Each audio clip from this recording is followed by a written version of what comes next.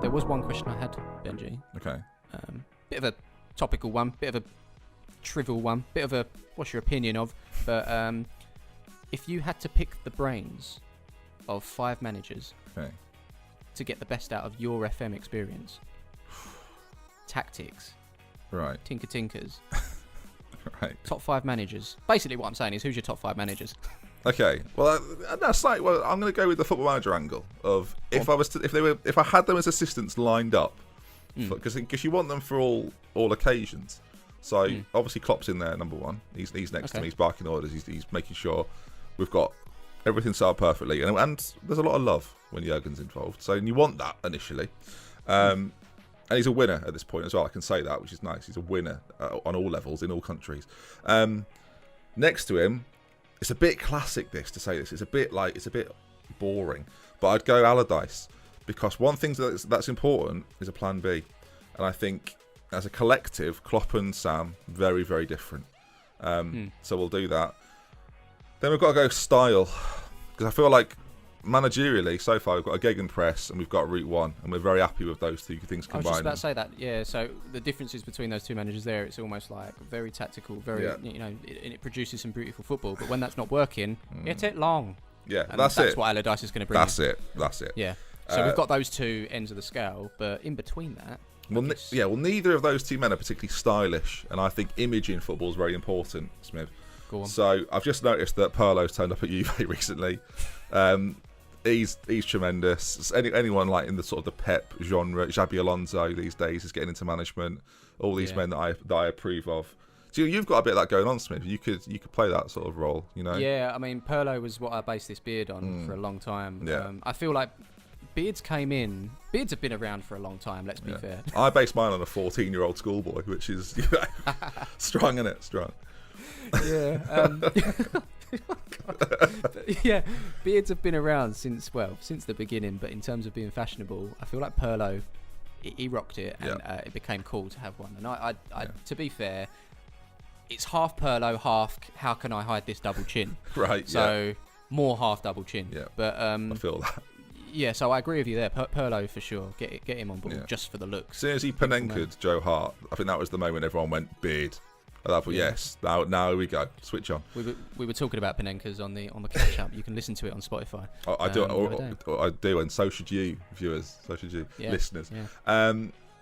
So So I've got a couple more spots. So we'll say Pirlo, because he's up and coming manager. Looks tremendous. So I've got Klopp, Allardyce, Pirlo. I should have thought this through more. I'll go Southgate. Oh, okay. Because he gets a lot of grief, I think, unfairly. And at the moment he is, yeah. But I think he deals with the media particularly well, actually. I think the way in which he deals... mentioning Grealish at all.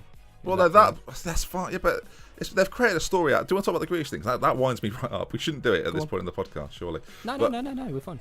Well, the thing with Southgate, he just picks the best players for the team. And what we've done now is made a footballer who is very talented, but equally at Aston Villa, be our David Beckham sort of figure. As, he's undroppable. How are we not playing him? This is unbelievable. The reality is the England team is just not as good as it was 10 years ago. But we're still... We all went, for that World Cup, let's lower our standards and just hope for the best. And then decided, actually... that's boring. So let's just pretend we're one of the best teams in the world again and judge all expectations on that, which then makes his job sort of untenable no matter what happens. So it's very difficult. Winds me up. I certainly agree with England. They're not as good as they used to be. Because we did have the golden era of the Lampard and the Gerrard and the Scholes and that. But even before that, Ian Wright couldn't get into the England team. Do you know what I mean? Players like that who hold records for domestic clubs, or held records, such as, obviously he was beaten by Henry, but players like that stature, if Ian Wright was doing what he did for Arsenal in this day and age, he would get into the England team, obviously. Robbie Fowler is the same, right? The same sort of situation where you just can't get ahead of Shearer and Sheringham, so you've just got this bevy of talent. Whereas after Kane, we're lucky that someone like Calvert-Lewin has popped up.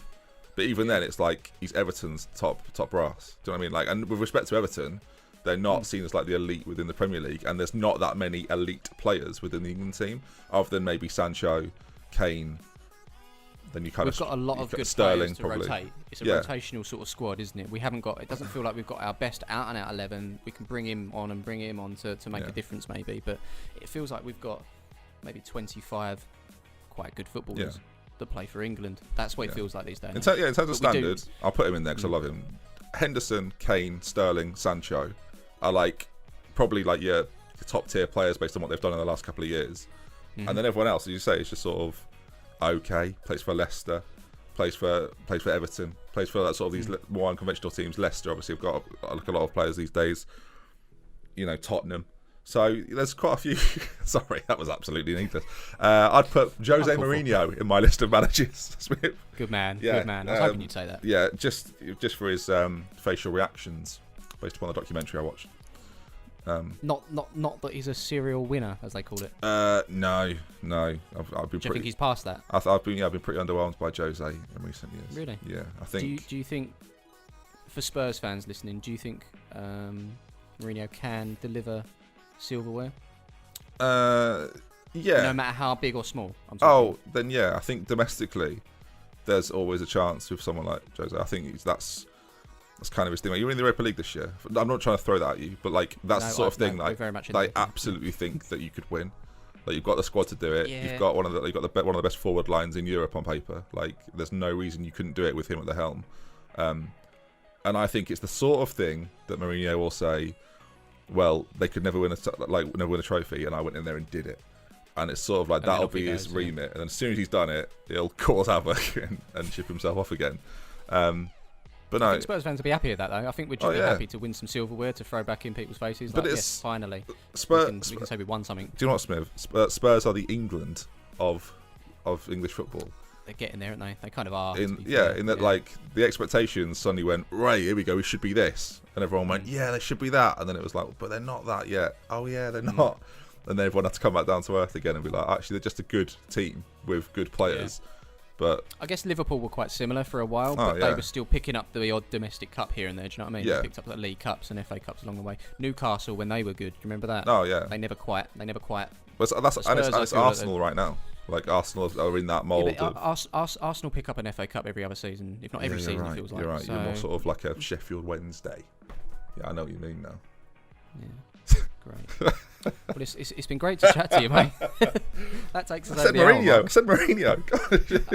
Poch, I love Poch as well. Glenn Hoddle, Harry Redknapp. What a guy. I'll have a what a 5. One day Ramos. All right, well maybe I've gone too far.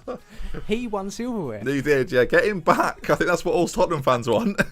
That's what we're missing. Get him back. That's what we're missing.